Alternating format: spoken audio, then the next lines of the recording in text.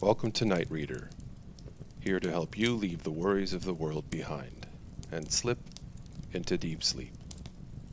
Please subscribe, share, and let Night Reader know if you have requests for great public domain literature. The Monkey's Paw by W. W. Jacobs. Without, the night was cold and wet, but in the small parlor of Laburnum Villa, the blinds were drawn and the fire burned brightly. Father and son were at chess, the former, who possessed ideas about the game involving radical changes, putting his king into such sharp and unnecessary perils that it even provoked comment from the white-haired old lady knitting placidly by the fire. "Hark at the wind," said Mr. White, who, having seen a fatal mistake after it was too late, was amiably desirous of preventing his son from seeing it. "I'm listening," said the latter, grimly surveying the board as he stretched out his hand. "Check." "I should hardly think he'd come tonight," said his father, with his hand poised over the board. "Mate," replied the son. "That's the worst of living so far out," bawled Mr. White, with sudden and unlooked-for violence. "Of all the beastly, slushy, out-of-the-way places to live, this is the worst. Pathway's a bog, and the road's a torrent. I don't know what people are thinking about. Suppose because only 2 houses in the road are let, they think it doesn't matter." "Never mind, dear," said his wife, soothingly. "Perhaps you'll win the next one." Mr. White looked up sharply, just in time to intercept a knowing glance between mother and son. The words died away on his lips, and he hid a guilty grin in his thin gray beard. "There he is," said Herbert White, as the gate banged loudly, and heavy footsteps came toward the door. The old man rose with hospitable haste, and opening the door, was heard condoling with the new arrival. The new arrival also condoled with himself, so that Mrs. White said, "Tut, tut," and coughed gently as her husband entered the room, followed by a tall, burly man, beady of eye and rubicund of visage. "Sergeant Major Morris," he said, introducing him. The sergeant major shook hands, and taking the proffered seat by the fire, watched contentedly while his host got out whiskey and tumblers and stood a small copper kettle on the fire. At the third glass, his eyes got brighter, and he began to talk, the little family circle regarding with eager interest this visitor from distant parts. As he squared his broad shoulders in the chair and spoke of wild scenes and doughty deeds, of wars and plagues and strange peoples. 21 years of it," said Mr. White, nodding at his wife and son. "When he went away, he was a slip of a youth in the warehouse. Now look at him." "He don't look to have taken much harm," said Mrs. White politely. "I'd like to go to India myself," said the old man, "just to look round a bit." "Better where you are," said the sergeant major, shaking his head. He put down the empty glass, and sighing softly, shook it again. "I should like to see those old temples and fakirs and jugglers," said the old man.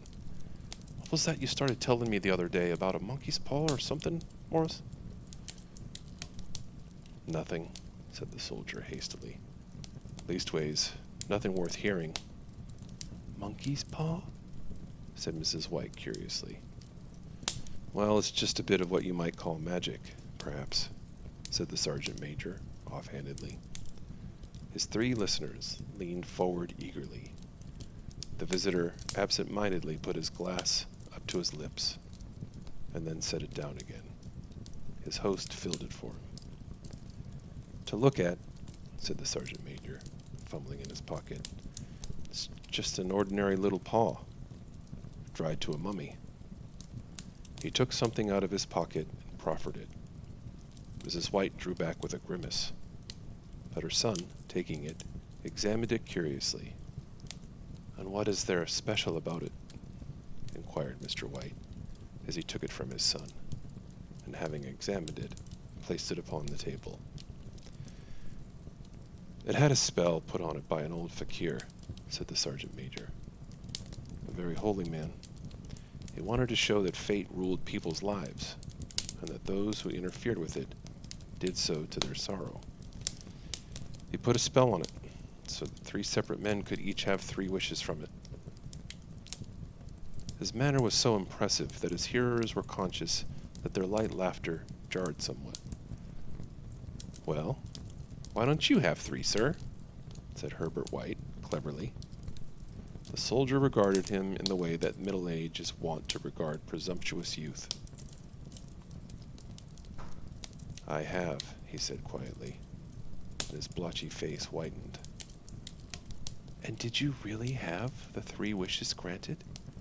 asked Mrs. White.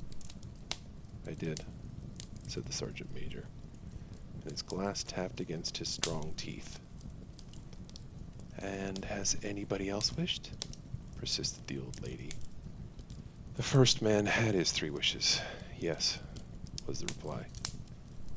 "I don't know what the first 2 were, but the third was for death. That's how I got the paw." His tones were so grave that a hush fell upon the group. "If you'd had your 3 wishes, it's no good to you now then, Morris," said the old man, at last. "What do you keep it for?" The soldier shook his head. "Fancy, I suppose," he said slowly. "I did have some idea of selling it, but I don't think I will. It's caused enough mischief already. Besides, people won't buy. They think it's a fairy tale, some of them, and those who do think anything of it want to try it first and pay me afterward." "If you could have another 3 wishes," said the old man, eyeing him keenly, "would you have 'em?" "I don't know," said the other. "I don't know." He took the paw, and dangling it between his forefinger and thumb, suddenly threw it upon the fire. White, with a slight cry, stooped down and snatched it off. "Better let it burn," said the soldier solemnly. "If you don't want it, Morris," said the other, "give it to me." "I won't," said his friend doggedly. "I threw it on the fire. If you keep it, don't blame me for what happens. Pitch it on the fire again like a sensible man." The other shook his head and examined his new possession closely. "How do you do it?" he inquired. "Hold it up in your right hand and wish aloud," said the sergeant major. "But I warn you of the consequences." "Sounds like the Arabian Nights," said Mrs. White, as she rose and began to set the supper. "Don't you think you might wish for 4 pairs of hands for me?" Her husband drew the talisman from pocket, and then all 3 burst into laughter as the sergeant major, with a look of alarm on his face, caught him by the arm. "If you must wish," he said gruffly, "wish for something sensible." Mr. White dropped it back in his pocket, and placing chairs, motioned his friend to the table. In the business of supper, the talisman was partly forgotten, and afterward the 3 sat listening in an enthralled fashion to a second installment of the soldier's adventures in India. "If the tale about the monkey's paw is not more truthful than those he has been telling us," said Herbert, as the door closed behind their guest, just in time for him to catch the last train, "we shan't make much out of it." "Did you give him anything for it, father?" inquired Mrs. White, regarding her husband closely. "A little," he said, coloring slightly. "He didn't want it, but I made him take it. And he pressed me again to throw it away." "Likely," said Herbert, with pretended horror. "Why, we're going to be rich, and famous, and happy.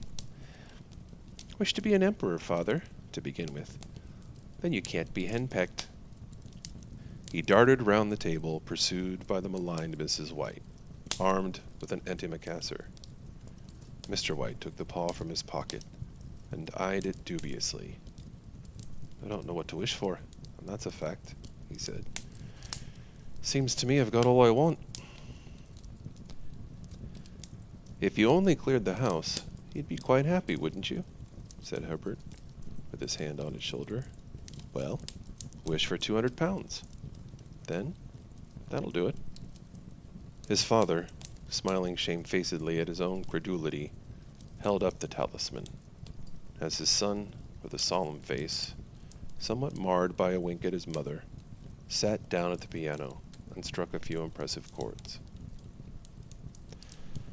I wish for 200 pounds, said the old man distinctly. A fine crash from the piano greeted the words, interrupted by a shuddering cry from the old man. His wife and son ran toward him. It moved, he cried, with a glance of disgust at the object as it lay on the floor. As I wished it twisted in my hand like a snake. Well, I don't see the money, said his son, as he picked it up and placed it on the table. And I bet I never shall. It must have been your fancy, father, said his wife, regarding him anxiously. He shook his head. Never mind, though. There's no harm done. But it gave me a shock all the same. They sat down by the fire again while the two men finished their pipes.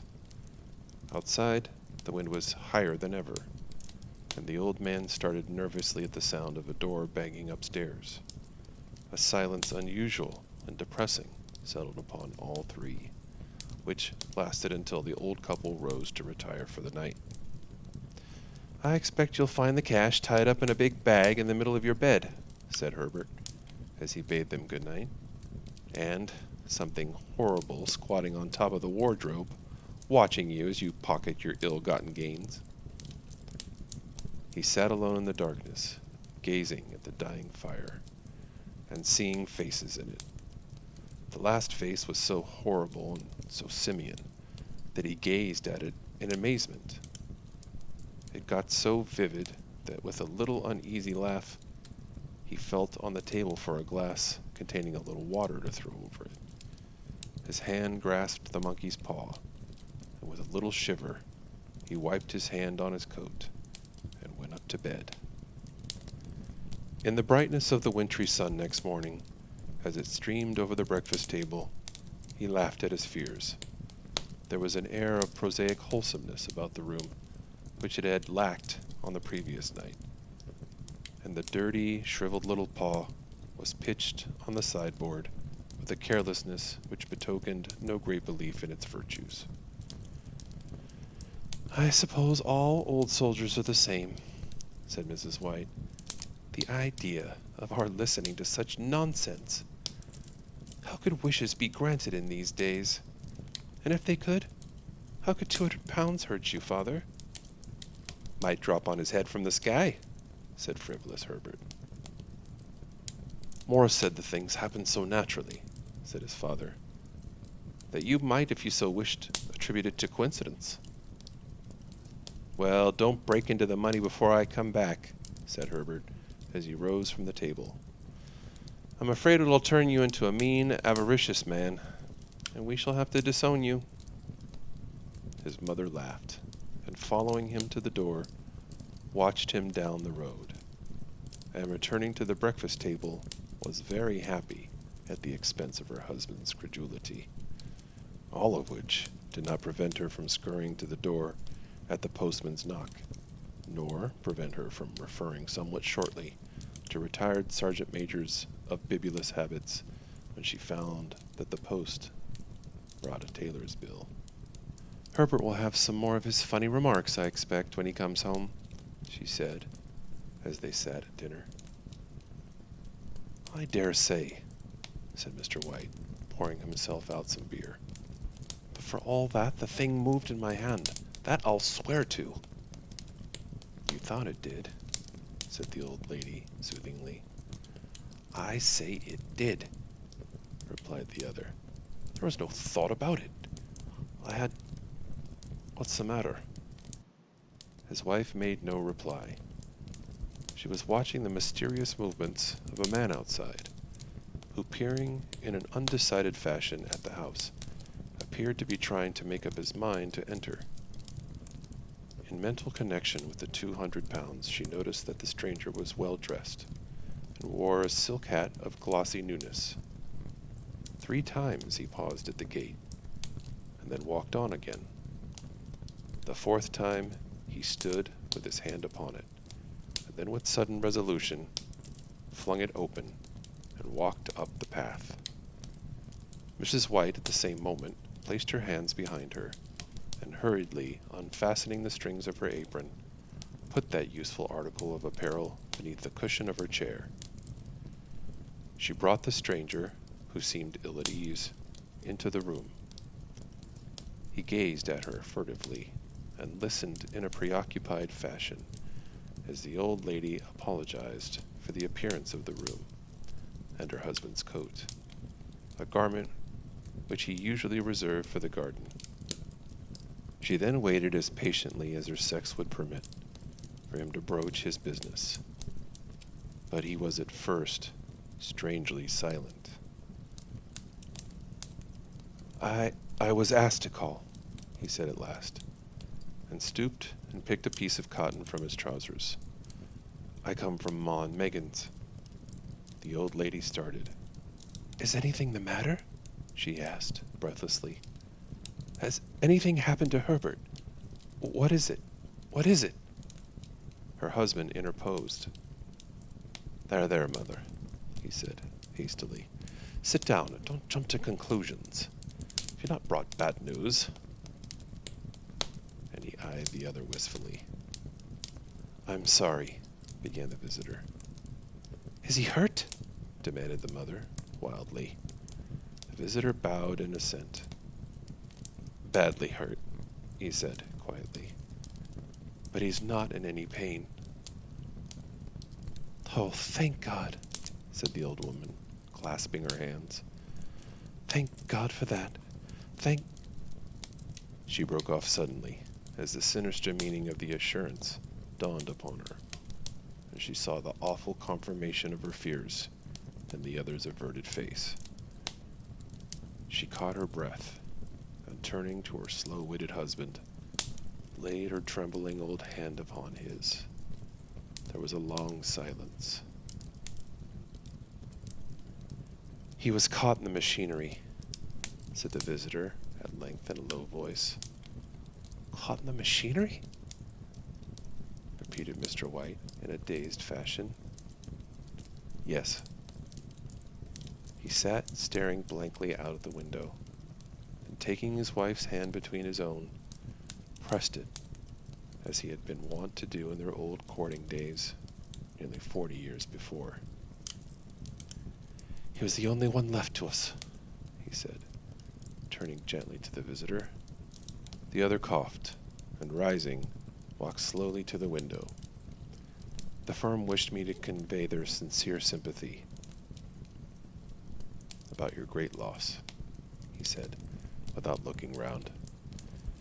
I beg that you will understand. I am only their servant, and merely obeying orders.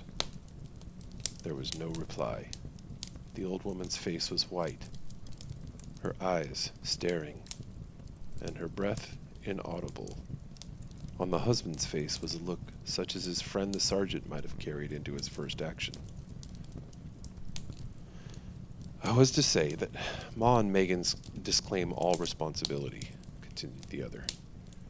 They admit no liability at all, but in consideration of your son's services, they wish to present you with a certain sum as compensation. Mr. White dropped his wife's hand, and rising to his feet, gazed with a look of horror at his visitor. His dry lips shaped the words, How much? 200 pounds, was the answer. Unconscious of his wife's shriek, the old man smiled faintly, put out his hands like a sightless man, and dropped, a senseless heap, to the floor. In the huge new cemetery, some 2 miles distant, the old people buried their dead, and came back to a house steeped in shadow and silence. It was all over so quickly that at first they could hardly realize it. and remained in a state of expectation, as though of something else to happen, something else which was to lighten this load, too heavy for two old hearts to bear. But the days passed, and expectation gave place to resignation, the hopeless resignation of the old, sometimes miscalled apathy. Sometimes they hardly exchanged a word, for now they had nothing to talk about, and their days were long to weariness. It was about a week after that the old man, waking suddenly in the night, stretched out his hand and found himself alone. The room was in darkness, and the sound of subdued weeping came from the window. He raised himself in bed and listened. "Come back," he said tenderly. "You will be cold." "It's colder for my son," said the old woman, and wept afresh. The sound of her sobs died away on his ears. The bed was warm, and his eyes heavy with sleep. He dozed fitfully, and then slept until a sudden wild cry from his wife awoke him with a start. "The paw!" she cried wildly. "The monkey's paw!" He started up in alarm. Where is it? What's the matter?" She came stumbling across the room toward him. "I want it," she said quietly. "You've not destroyed it?" "It's in the parlor, on the bracket," he replied, marveling. "Why?" She cried and laughed together, and bending over, kissed his cheek. "I only just thought of it," she said hysterically. "Why didn't I think of it before? Why didn't you think of it?" "Think of what?" he questioned. "The other two wishes," she replied rapidly. "We've only had one." "Was that not enough?" he demanded fiercely. "No," she cried triumphantly. "We'll have one more. Go down and get it quickly, and wish our boy alive again." The man sat up in bed and flung the bedclothes from his quaking limbs. "Good God, you're mad!" he cried aghast. "Get it!" she panted. "Get it quickly and wish! Oh, my boy, my boy!" Her husband struck a match and lit the candle. "Get back to bed," he said unsteadily. "You don't know what you're saying." "We had the first wish granted," said the old woman feverishly. "Why not the second?" Coincidence," stammered the old man. "Go and get it and wish," cried his wife, quivering with excitement. The old man turned and regarded her, and his voice shook. "He's been dead 10 days. And besides, he would not tell you else, but I could only recognize him by his clothing. If he was too terrible for you to see then, how now?" "Bring him back," cried the old woman, and dragged him toward the door. "Do you think I fear the child I have nursed?" He went down in the darkness and found his way to the parlor, and then to the mantelpiece. The talisman was in its place, and a horrible fear that the unspoken wish might bring his mutilated son before him ere he could escape from the room seized upon him, and he caught his breath as he found that he had lost the direction of the door. His brow cold with sweat, he felt his way round the table and groped along the wall until he found himself in the small passage with the unwholesome thing in his hand. Even his wife's face seemed changed as he had entered the room. It was white and expectant, and to his fears seemed to have an unnatural look upon it. He was afraid of her. "Wish!" she cried in a strong voice. "It's foolish and wicked," he faltered. "Wish!" repeated his wife. He raised his hand. "I wish my son alive again." The talisman fell to the floor, and he regarded it fearfully. Then he sank trembling into a chair as the old woman, with burning eyes, walked to the window and raised the blind. He sat until he was chilled with the cold, glancing occasionally at the figure of the old woman peering through the window. The candle end, which had burned below the rim of the china candlestick, was throwing pulsating shadows on the ceiling and walls, until, with a flicker larger than the rest, it expired. The old man, with an unspeakable sense of relief at the failure of the talisman, crept back to his bed, and a minute or two afterward the old woman came silently and apathetically beside him. Neither spoke, but lay silently listening to the ticking of the clock. A stair creaked, and a squeaky mouse scurried noisily through the wall. The darkness was oppressive, and after lying for some time, screwing up his courage, he took the box of matches and, striking one, went downstairs for a candle. At the foot of the stairs the match went out, and he paused to strike another, and at the same moment a knock, so quiet and stealthy as to be scarcely audible, sounded on the front door. The matches fell from his hand and spilled in the passage. He stood motionless, his breath suspended until the knock was repeated. He turned and fled swiftly back to his room and closed the door behind him. A third knock sounded through the house. "What's that?" cried the old woman, starting up. "A rat," said the old man in shaking tones. "A rat. It passed me on the stairs." His wife sat up in bed listening. A loud knock resounded through the house. "It's Herbert!" she screamed. "It's Herbert!" She ran to the door, but her husband was before her, and catching her by the arm, held her tightly. "What are you going to do?" he whispered hoarsely. "It's my boy. It's Herbert!" she cried, struggling mechanically. "I forgot. It was 2 miles away. What are you holding me for? Let go. I must open the door. For God's sake, don't let it in," cried the old man, trembling. "You're afraid of your own son?" she cried, struggling. "Let me go. I'm coming, Herbert. I'm coming." There was another knock, and another. The old woman, with a sudden wrench, broke free and ran from the room. Her husband followed to the landing and called after her appealingly as she hurried downstairs. He heard the chain rattle back and the bottom bolt drawn slowly and stiffly from the socket. Then the old woman's voice, strained and panting. "The bolt!" she cried loudly. "Come down, I can't reach it."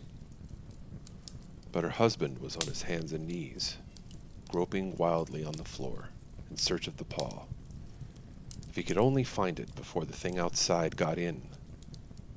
A perfect fusillade of knocks reverberated through the house, and he heard the scraping of a chair as his wife put it down in the passage against the door.